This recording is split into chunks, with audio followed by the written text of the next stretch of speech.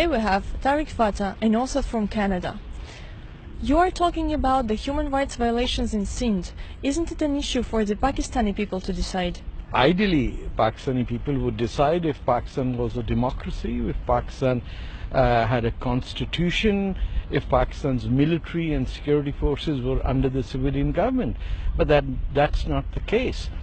What has happened in Pakistan is that the military runs the country, and the civilian government is basically a shell operation to show to the rest of the world that it's a democracy. If Pakistanis had the rights, of course they would. They have overthrown so many dictators in the past. And it's not just Sindh, it's Balochistan, where a genocide is taking place.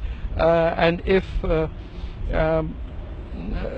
not at the UNHCR, where else will we speak? So we are here in Geneva at the UNHCR hoping to educate other diplomats, other journalists, other activists over here to understand that while the rest of the world is looking at, say, Syria or Kurdistan, there are gross human rights violations taking place inside Sindh, the city Karachi, many killings taking place over there, and of course in Balochistan. Why does it matter for you? Are you Baloch?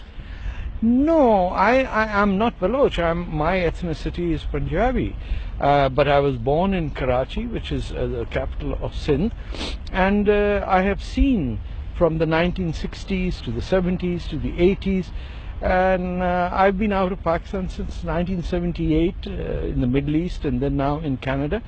I'm speaking because if not me, who? If not now, when? As the rabbi once said, or people who live in democracies, who enjoy freedom of speech, it is our obligation to speak up against tyrants who in different countries have formed dictatorships. So no, I don't even speak the Balochi language. I don't speak Sindhi. My language is Punjabi, which is the dominant force in Pakistan, and Punjab basically colonizes Sindh, Balochistan, Karachi, and the northwest areas where the big Pashtun marches are going on over there. But each one of us, I believe, who have the freedom, who have the economic ability to come forward, need to speak for other people, not because we are from the same tribe or same national group, but we are after all human beings. And as long as one group of humans suffer, all of us are suffering, not till we achieve some sort of a global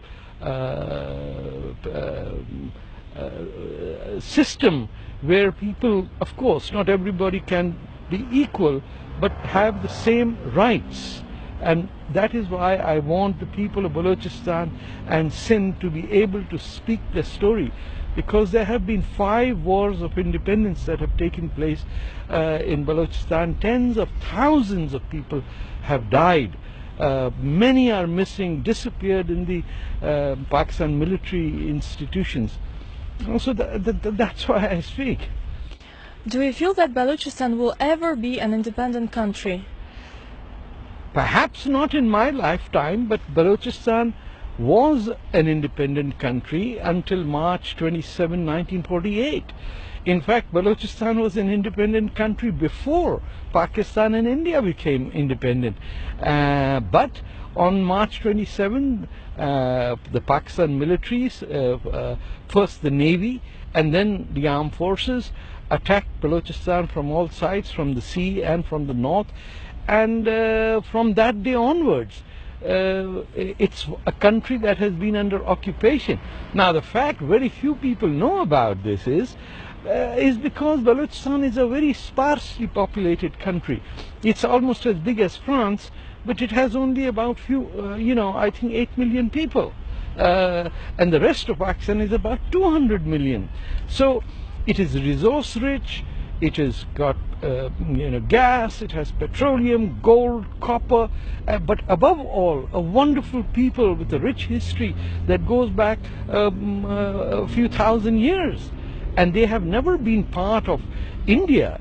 They have been west of India, part of Balochistan is occupied by Iran, a segment is in Afghanistan, but the main freedom fight is going on in what I call, generally known by the Baloch as Pakistan occupied Balochistan.